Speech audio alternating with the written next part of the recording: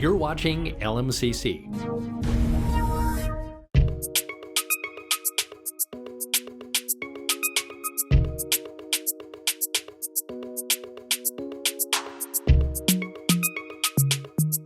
Well, how many people went to a school here in Excelsior? Wow, that's about half. How many people graduated from Excelsior? Excelsior High School. We got one. How many remember their first day of school? You had your little name tag pinned to your shirt, or it was hung around your neck on a piece of yarn. These are my friends Cheryl Alcrona and Mary Upgren. They said they started kindergarten in 1980. I'm not sure if that's right. But they were neighbors and they went to school here in Excelsior. The first day of school in Excelsior happened in 1855, 2 years after Excelsior was settled. And these are the minutes from the very first school board meeting. On April 3rd, 1855, Robert B. McGrath, Excelsior's very first resident, was the clerk. And it looks by this that he could have used just a little bit of schooling himself. And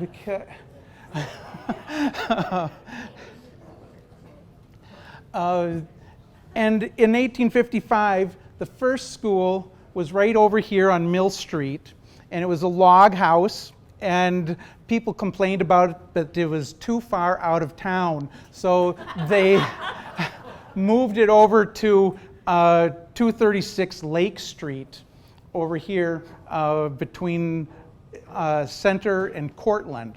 And that's where the school remained for about 2 years. It was just another rudimentary log building. It wasn't until 1857 that the school board decided, well, let's build a new school. And you can see Mr. McGrath, he still needed help with his spelling and committee without an E. So school was very much needed. And with this school, it was a dual school. They were splitting the cost between the college trustees and the school district, and they were going to raise no more than $500 by the school district. So probably about a $1,000 building they were going to build. And that new location was right here at 261 School Avenue, where the old administration building is today. That's where the first frame schoolhouse was built in 1857. And this is an artist's rendering of that church school. We don't really have a good picture of it. And because it was a split cost, the school was on the first floor here, and then the college trustees, they had what was called the Excelsior Institute, which was a college, just like the University of Minnesota, four-year type college, where they had to graduate from a high school to get into it. They had the upper floor, and that was also shared by the Congregational Church, which was the sponsor of the Excelsior Institute. And that institute was formed in January of 1857. It was very closely tied to the Congregationalist Church in Minnesota. The Congregational Association pledged their undying support for the school. Well, a couple years later, a larger Minnesota Congregational Conference was created, and they decided, well, no, not so much, and they created Carleton College in Northfield. So it lasted, the college lasted until 1871, and that was also the last year that Congregational Church met upstairs, because in that year they built their first church right on the site where the church is today. Now you'll notice on here there's one window up above the door, the small porch here, windows on both sides. These are the only pictures we have. Like I said, we don't really have a good picture of the schoolhouse, but here you can see that small porch right here, and there's a small porch right there. There's a central window up there, and then over here you can see it again, the central window on the porch, and windows on both sides, and two windows on the side. So actually a pretty good rendition of this. The school stayed there until 1882. And in 1882, Reverend Charles Sheldon from the Congregational Church purchased the building for $291. And he moved it to 3rd Street. That's when the new schoolhouse was built, was in 1882. This building sat there, and in 1891 it became a dormitory for the Northwestern Christian College, which we'll talk about later.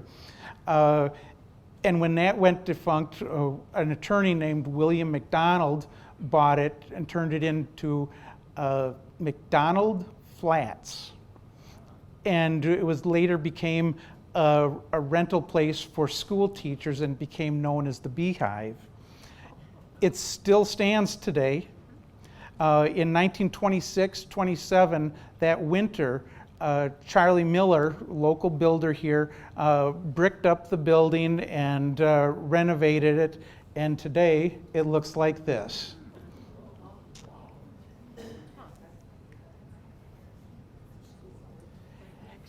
And here's that 1882 schoolhouse in Excelsior.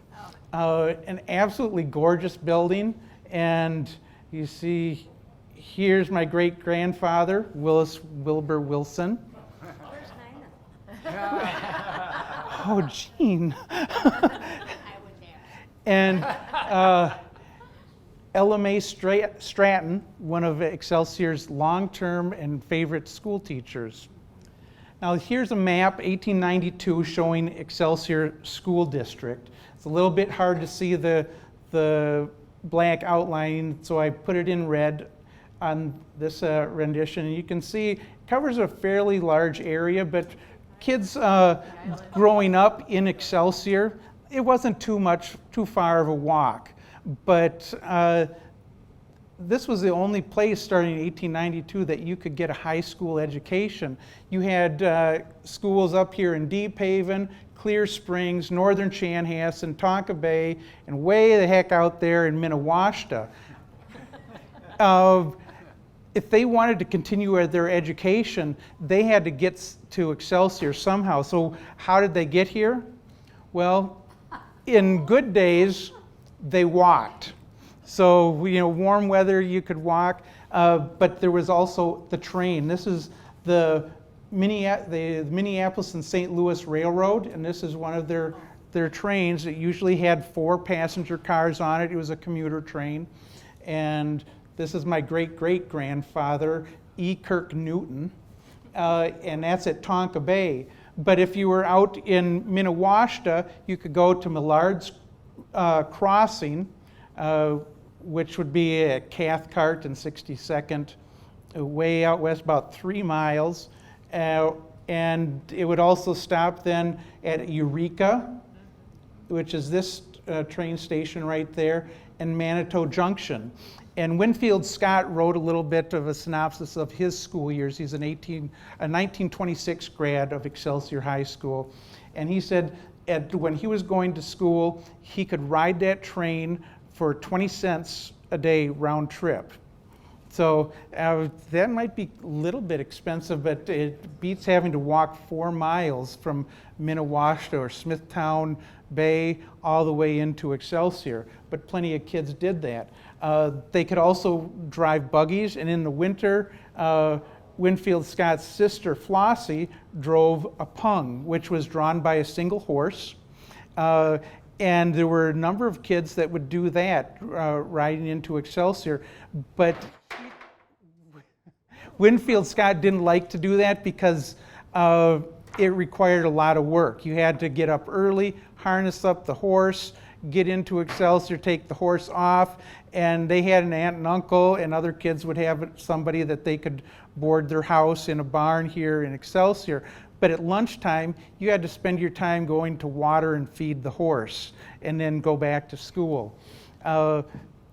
Kids also carried their lunches with them, and if they didn't, then if they were local here in Excelsior, they'd run home, have something to eat, and kids from outside the area, they would go, they either brought their lunch or they'd get what they called a store-bought meal at one of the local restaurants. This is the very first diploma that I've been able to find, and here you can see Melvin Bennett, my great-great-grandmother's brother, diploma given at the high school room in the District 58 town of Excelsior, 5th of March, 1870, Charles B. Sheldon, superintendent. Well, it may not be a high school diploma, I'm not really sure. It says, having been present and punctual every day during the term ending Saturday, March 3rd, also for correct deportment merits this diploma. Well, in my family, we have a long tradition of being deportmental. The first graduating class from Excelsior was 1892, and you see there's 1, 2, 3, 4, 5 women graduated that year. The following year, they had 12 and 4 boys. Many of the boys only graduated 8th grade, and then they'd start working. So somewhat not terribly unusual for boys to graduate from high school, but more often the girls. And here you can see that second graduating class, Professor Harder right here, and my Aunt Nettie Bennett, my great-great-grandmother's sister. You're catching the theme here. This is a family history presentation. That's 1882 school lasted until February 8th, 1899, and it was destroyed by fire. At this time, Charlie Sampson and Lowell Moody were janitors for the school. They were paid $14 a month each, and part of their responsibilities was starting a fire and heating up the building at 5 a.m. in the morning so that in time for classes. Charlie Sampson did just a little bit too good of a job. And you can see it here. They tried to save the building. They got a bucket brigade going, and you can see there's a bucket right there that, you know, it really didn't do much good. It was about 7 o'clock, and Lowell Moody came along to open up the building after Charlie had already started the fire. And he saw the flames coming out of there. He raised the alarm, and then he ran into the building, started throwing books and other things out of the windows to save them from being consumed in the fire. He said he's the only one he knows of that could get frost-bitten fingers in a fire. Where'd they get a photographer to do that? I don't know, but here you can see, I mean, it's almost completely gone. The whole thing just gone. So they had to build again, and they did it really quick. This is 1899. You can see this is the schoolhouse that still exists today under construction. There are no windows in here. It's all the brickwork. There's a man up on the roof here, and the belfry is still under construction, but it's coming along. It opened that fall, so just 7 months after the fire, and they have this grand building. I mean, they really busted their butt trying to get that through, and here it is. This is School Avenue right here, and 3rd Street coming off to the side right there. And from a different view, they had about 200 students at this time. It was probably about 215, 220. Today, it looks almost identical, hasn't changed hardly any. And this is from 2018. But you take a look at the school building right here and its surroundings, and this is the Congregational Church here. Well, this is a horse shed, that's a horse shed. Here's a barn and another barn with stables there. And right over here is a livery stable from Bennett Brothers. Those are my great-great-grandmother's brothers. And here is the toilets, the outhouse for the school. So we found this article in the Northwestern Tourist, June 26, 1886. The public schoolhouse needs the attention and action of the Board of Health. For two sides of it, its limited grounds are almost encompassed by horse sheds, stables, and privies. And if the winds are from the northeast, north, or west, the air must pass these places and absorb all their noxious vapors before it reaches the children in the schoolhouse. Owing to the crowded condition of the school, the children are compelled to breathe air vitiated by emanations from their own bodies, and to furnish them air befouled by the exhalations from stables and privies is shameful. So you're sitting in class and you're in the middle of manure.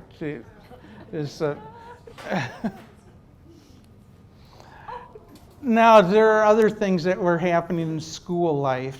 And, you know, Excelsior principals, teachers, they weren't ones to spare the rod. Here we have Superintendent Report, February 5th, 1904, from Superintendent George Henry Booth. And all this stuff here is just gobbledygook, doesn't matter too much. But the bottom part, 3 cases of corporal punishment have occurred in the office since Christmas. Grace Dennis, age 15, Theda Butcher, 15, and Charles Weichelbaum, 16. All 3 have been admonished by the superintendent after consultation with the teachers, and all 3 cases it seemed necessary to resort to this punishment in order to sustain the teacher's authority. So, is that relative?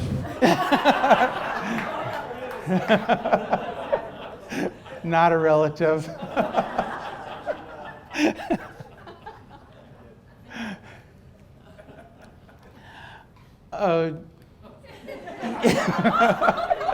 Here's the article responding to that report, February 14th, 1904, from the Minneapolis Journal.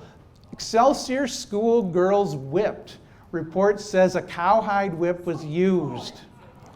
As a result, the town is all torn up. Many say punishment was unnecessarily severe, but the school board has exonerated Principal Booth. Reading farther, there has been considerable trouble in the high school and discipline has been difficult to maintain. The teachers say that Miss Butcher and Miss Dennis were to some extent the least responsible for the condition, and that something had to be done. The opportunity came, and the 2 young women were ordered to the principal's room. Miss Butcher was first ushered into the principal's presence, and in a remarkably short time, sounds came from behind the closed doors.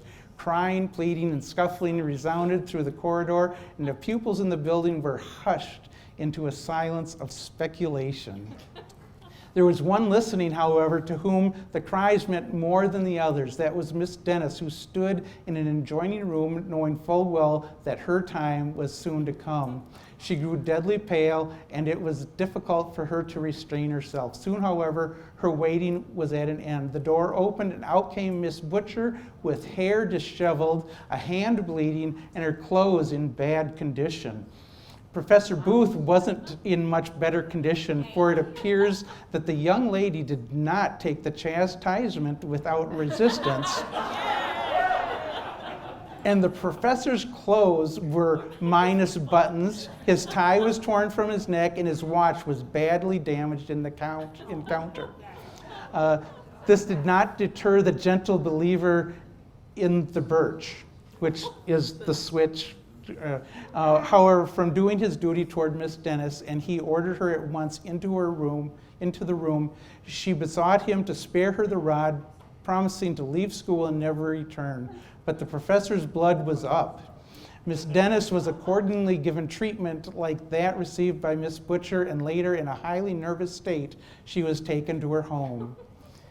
It is needless to say that the student body has taken no pains to conceal its displeasure, and it is said that hisses were heard the next day when the head of the school made his appearance. The matter was taken before the school board, and confidence was expressed in the principal, but many fathers and mothers at Excelsior are not satisfied. While the girls do not attempt to make any defense of the charge that they were mischievous and inclined to pranks, yet they believe their age and advancement had placed them beyond punishment of the kind inflicted. They have left the school, and it is said that they are being tutored by a prominent light in one of the local churches. The girls' friends state that the treatment given them was not to an equally guilty companion, a young man, namely Charlie Weichelbaum.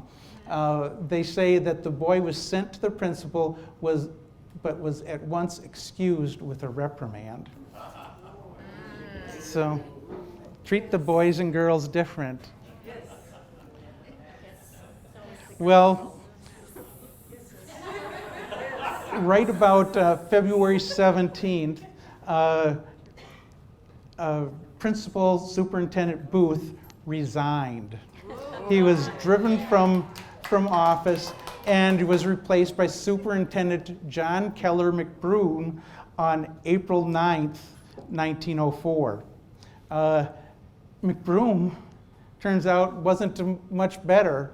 The teachers' reports for the month show a total enrollment of 253.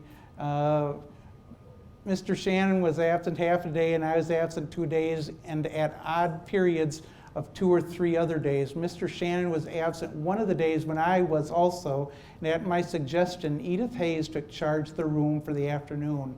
Several of the boys in that room then seemed to think that in the absence of Mr. Shannon and myself, they had thus got the opportunity of a lifetime to show how mean they could be. When Mr. Shannon came back and put them in the sweat box, they admitted everything and did not try, as usual in such cases, to throw the blame on someone else.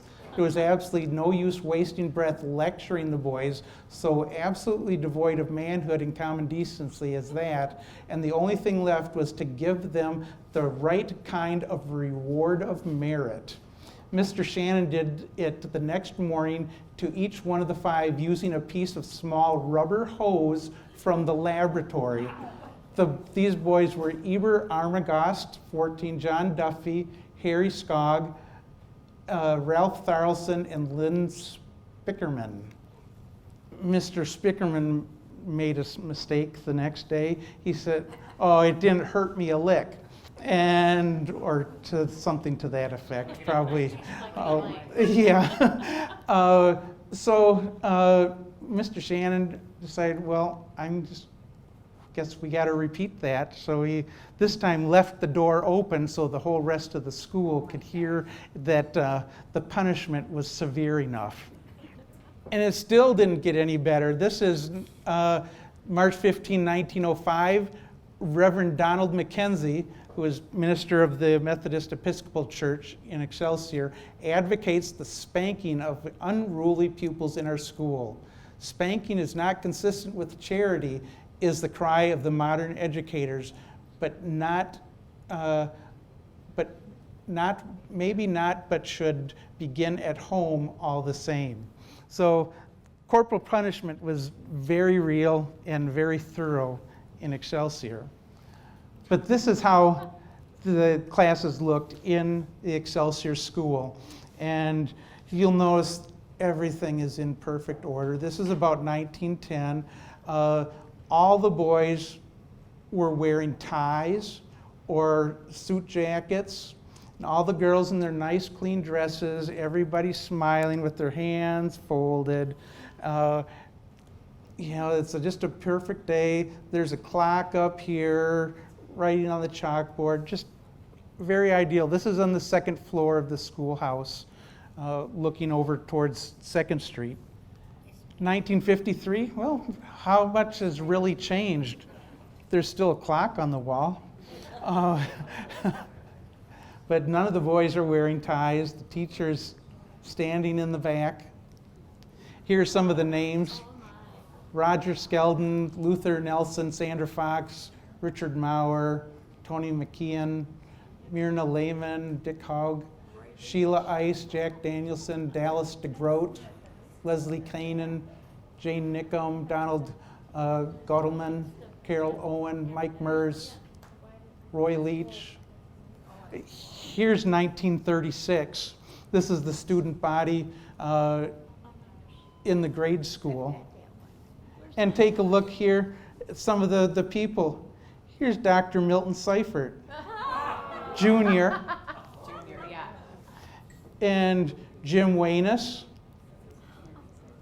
And this little number 125, Nina Anderson. And her husband, Paul Stark. Well, they weren't quite married yet, but ain't she just the cutest?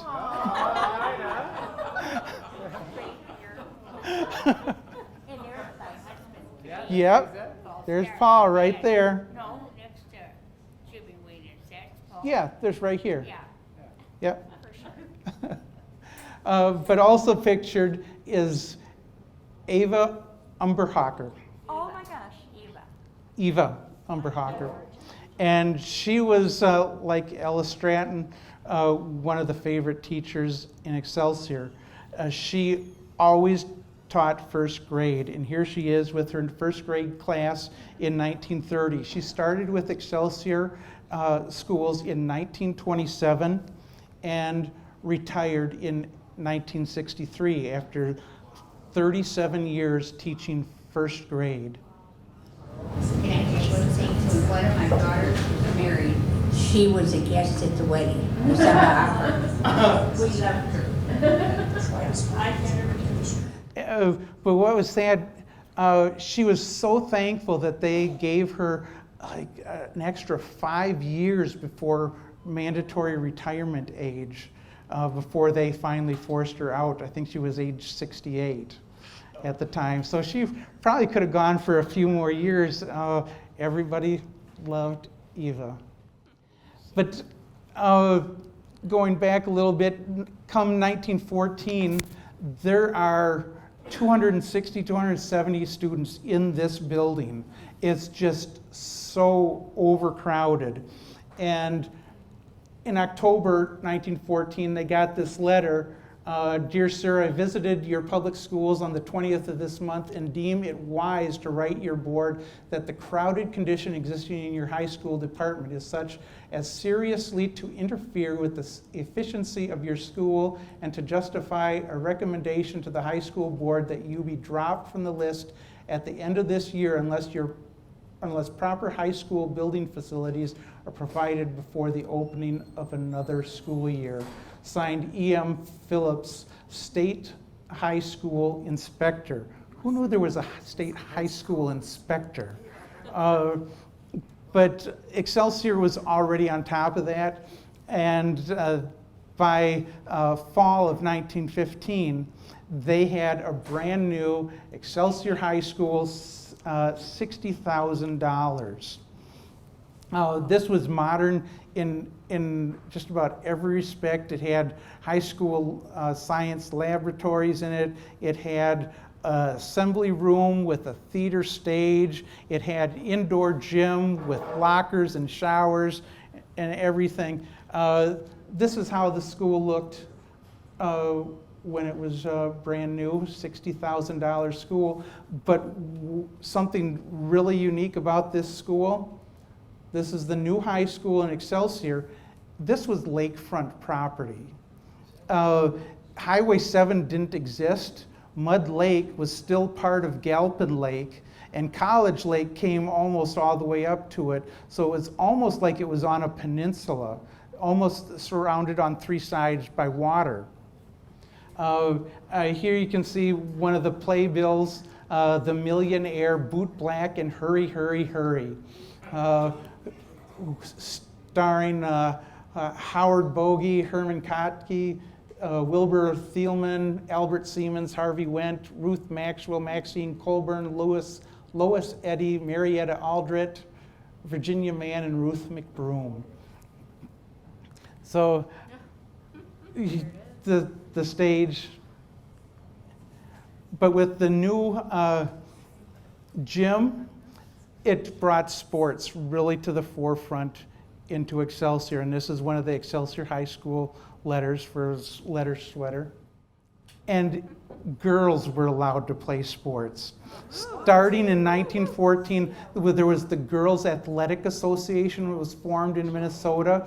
It really wasn't part of the official high school league, so it didn't have true credentials from the school, but they played at the school.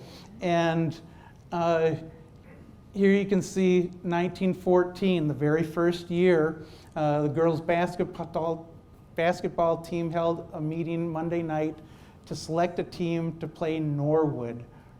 Mildred Ruth was elected captain and will play center. The forwards, Grace Holker, Hazel Aldrich, Ruth Wilson, Margaret Farley, Lila Humiston, Alice Noltemeyer, and Lucilla Strong. Because there are so many good players among the girls, it was difficult to choose even a temporary team. This lineup is subject to change by the coaches at any time according to the ability shown by the several players. And here you can see the score of their very first game, 13-12. It was just an absolutely exciting game. But this isn't the worst of it. In 1919, I found an article where the Excelsior girls won by the grand score of 3-1. Oh, a basket and 2 free foul throws. We come to 1924, and this is the team that existed there. I looked through all the papers. Evidently, girls' sports were no longer fashionable to put into the press. So we have no record of what they did in this school year. But we do know their names. And here's my great-grandfather's sister, Ruth Wilson. But we have Crystal Justice, Florence McCrae, Margaret Humpelry, I can't read Francis's last name, Mabel Peterson, Dolores Nair, Lois Eddy, Ruth Hazard, Marion Keys, and Roberta Schimmelfennig. Now, which one's the coach? This is one of the teachers, Crystal Justice. Her father was Andrew Justice, who owned Justice Lumber in Hopkins. But now we get to the boys' sports, and well, there was something to watch. This is district and regional champions from 1927, and they were something else. No longer were they relegated to playing in the old town hall. They had a new gymnasium in the high school to play at. And here's their high school basketball tournament in 1927. This is the regionals, and you can see up here, Excelsior won 21-7, and here it is, 34-18, 14-12, getting past Wayzata, and then 20-16 over Chaska. That enabled them to go to state. And here you can see the same pictures, Hale, Romanzo, Palmer, Steve Eddy, Paul Barnett, John Colby, Paul Palmer, and Lewis Eddy. all went on to state. And here you can see the scores: Excelsior 27-10, 16-14. I mean, these weren't really thriller games to talk about either. But then they lost in the championship to South Minneapolis 32-13. So many of the boys were coming back the next year, they thought they were going to repeat. And here you can see March 16, 1928, Excelsior wins in regional, ready for state contest, and they were going back to repeat and win. But while they were in Hopkins playing this game, the whole town showed up for the game. And while they were there, high school building is destroyed in night fire. So many of the firefighters that were part of the volunteer squad here in Excelsior were at the game that there was really hardly anybody left to fight the fire. And here you can see some of the destruction from March 9, 1928. And it didn't get any better. Their first game in the first round of the state tournament, they lost to New Prague by the amazing score of 15-13. Now, they wasted a little bit of time. The school board went before the public and said, what do you want to do? Do you want to go big, or do you just want to salvage what was left of the building and replace it? And people said, let's get the biggest, best thing that we can. And then they put it to a referendum, and everybody said, no, not so much. And then after that, so many of the school board left town for a vacation or something that they couldn't get a quorum up for a number of months. And in the end, they took their almost $90,000 insurance settlement for the old building, and they kept what they could of the original building. It added on, and they got this $250,000 school building, and this was really state of the art. They had clocks in every room, but the clocks were all tied to a central clock so that the time would always be the same in every single room. So no putting the hands forward or backwards or anything like that. Every room had a phone in it. It had a central heating plant that was automated so that you didn't have to stoke the fire or anything. And of course, it had all the latest and up-to-date science labs and all that, theater, gymnasium, auditorium, everything. And this is what you got. This is about 1934. This is the brand new high school that still exists today. And here's a little bit more sports. District champions 1926. So it's the same school year as that basketball team. And it's hard to see here at the very bottom, but it says, it gives their record.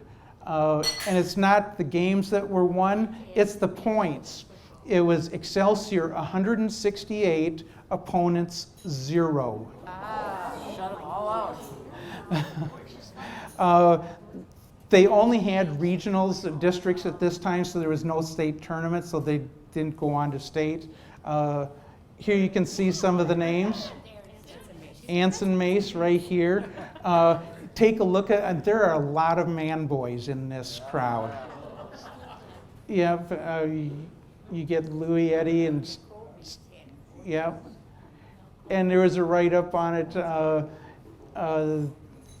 later on, and it says the line was virtual stone wall with Anson Mace as the center at 250 pounds. The team was coached by Frank Kovac, who is now teaching at Duluth branch.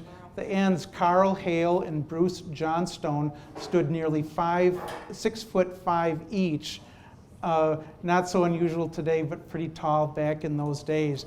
And so try going up against that, and if you're Chaska. That's where I live. 20 years later, here's the football team. Yeah, and here's Rod Thompson up at the top. He's still around. You know some of these people, don't you? Yep. Bernie Leach, Wimpy Carlson. Bud Thomas over here. Now, what's the difference between these boys and the 1926 team? They didn't have to play on the commons. All of a sudden, 1940, they got their own athletic field right at the high school. It was dedicated to LMA Stratton, who it says here taught in Excelsior schools 1882 to 1917.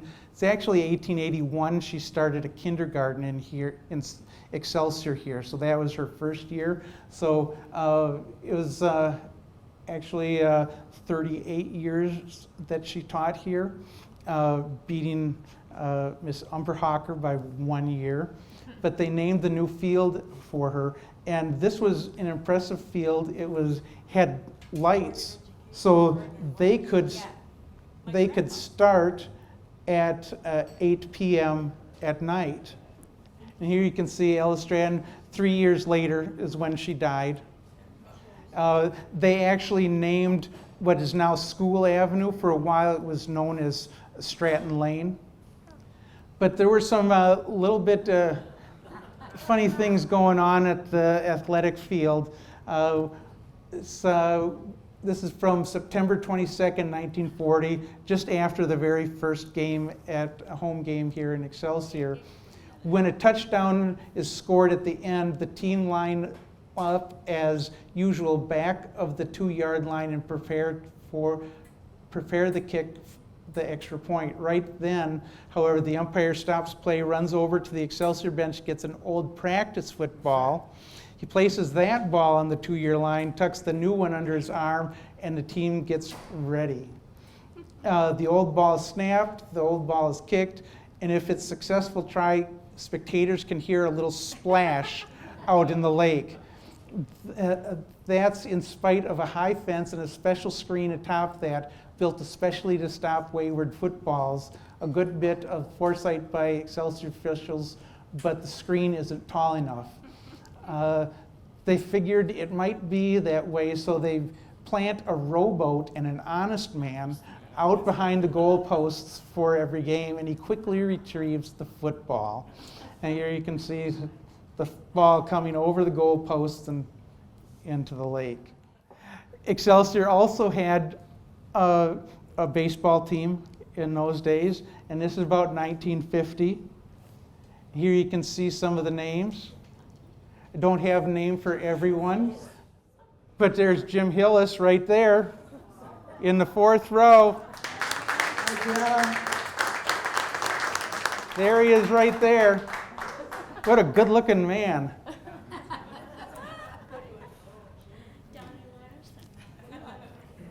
And this is the high school in 1943. And you can see this is Oak Street right here, what's now County Road 19. This is Galpin Lake Road that goes out in front of where the Seifert Clinic was and where the boat dealership is today. That road is still there, but what you don't see is Highway 7. Today, Highway 7 would be coming through right about here. All this is filled in.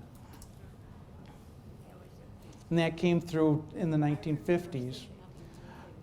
In 1952, that was the end of Excelsior High School.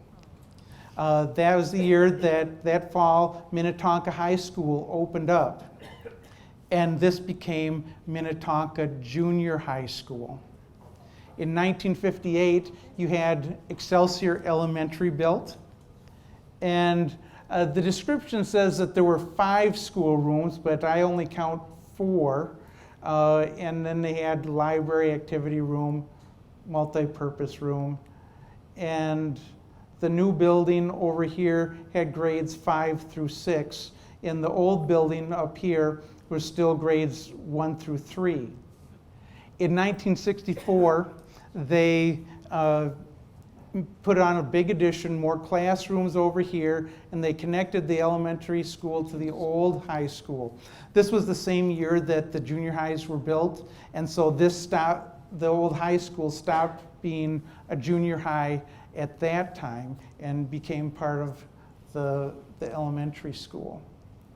And in 1964, that same year, the 1899 schoolhouse turned into Minnetonka Public Schools, where my grandmother was secretary to the superintendent.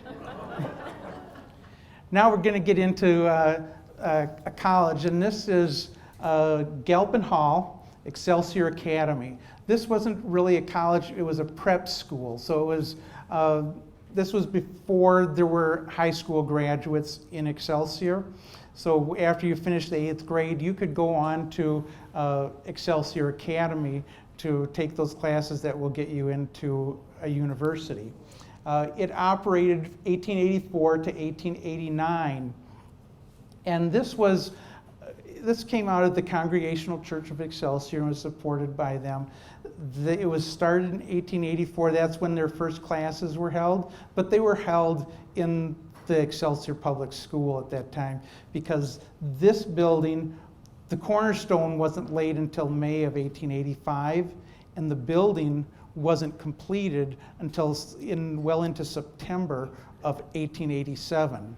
So they only had 2 full school years in this building before the financial means and wherewithal of the academy just kind of failed. And it remained empty. This was located over where the Waters is today. And it was 2-story building. It was framed with a brick veneer. So this was a really beautiful building, cost $8,000 in 1887 money. And I said they had 2 graduating classes, and you can see here just 3 in this year: Alice Bardwell, Nellie Hand, and Alice Holt. And then the class of 1888, Charles Pease, Minnie Clark, Lena Latham, and Charles Thornton. This school lasted until a fire in 1896. And at that time, all the students just scattered, and there was no hope of rebuilding it. There had been the Panic of 1893. It was a financial depression in the United States at that time. It still hadn't recovered. And so the Northwestern Christian College went into, wait, I'm getting ahead of myself. This is the Excelsior Academy. 2 years after the academy closed, the Northwestern Christian College opened up. And here you can see, this is the cover from their catalog, 1891-92.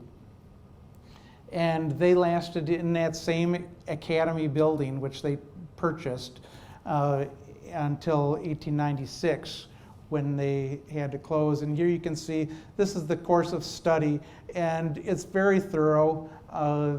It's heavy on religious classes, but there's German and French, Hebrew, Greek, but there's astronomy, chemistry, geology, geometry, anything that, even what modern, there's even calculus that's in this. So just, what universities provide today. Lasted until the fire in December of 1896, and then the students and staff all scattered.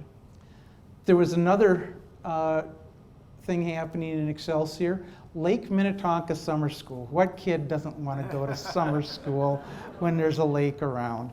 Well, this wasn't for kids. This was like continuing education for teachers.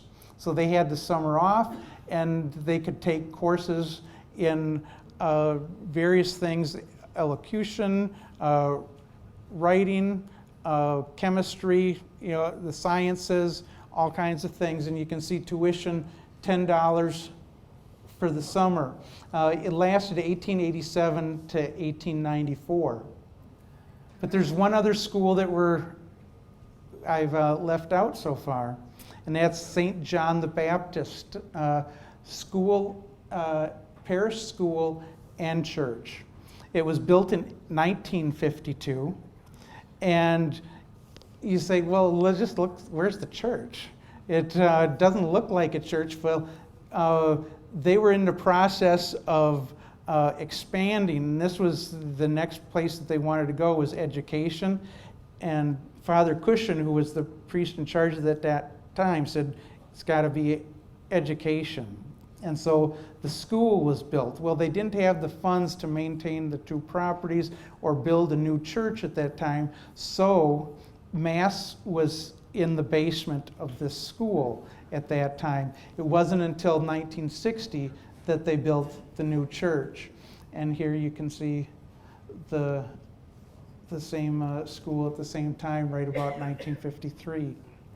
Now, Father Cushion also said that the staff have to be well taken care of too. And the staff at that time were nuns from the Sisters of St. Joseph of Carondelet.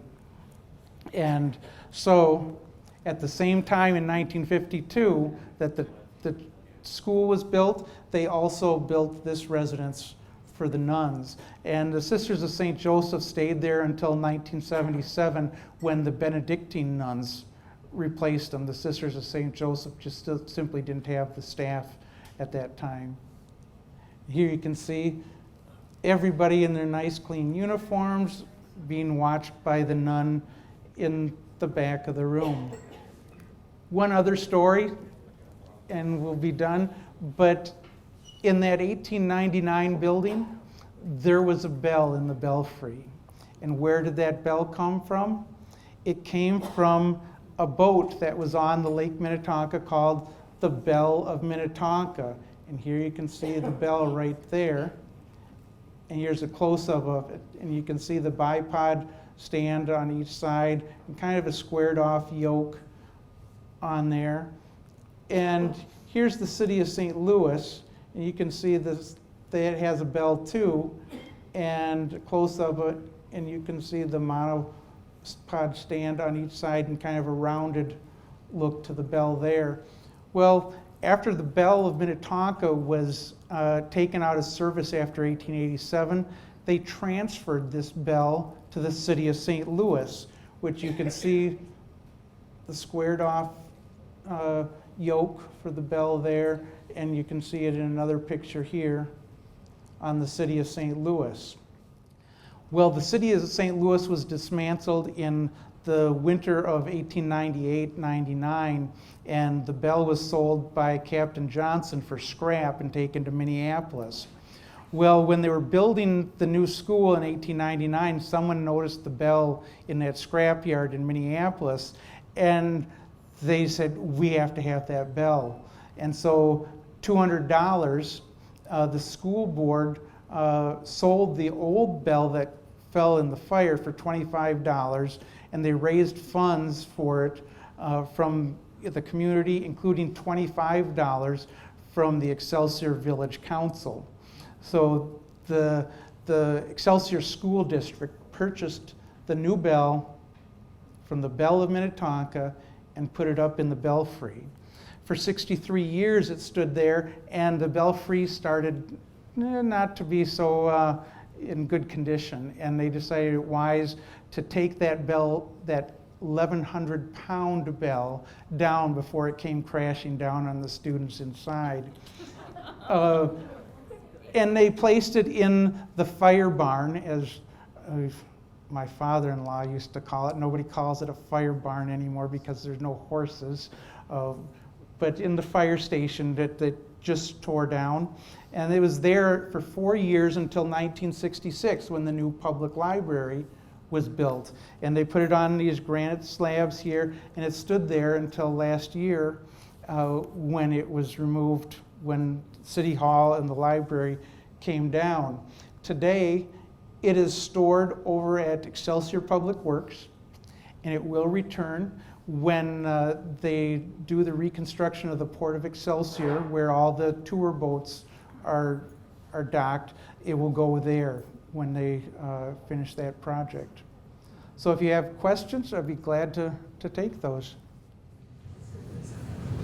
I would just like to say one. Okay. And of course, I was in the grade school, and there was a boys' stairs and a girls' stairs. And to this day, I have never gone up the boys' side. There's still time, Nina.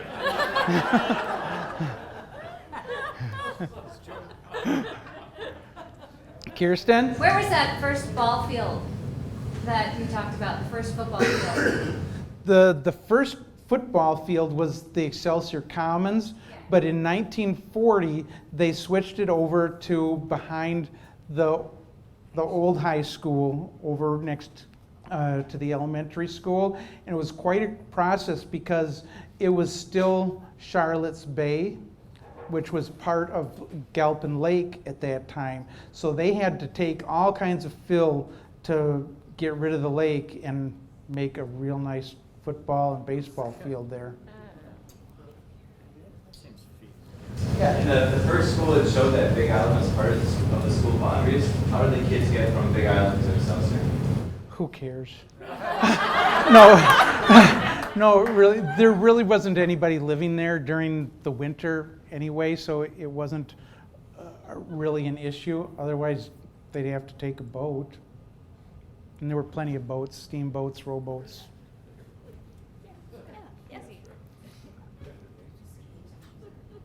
Okay, well, thank you all for coming.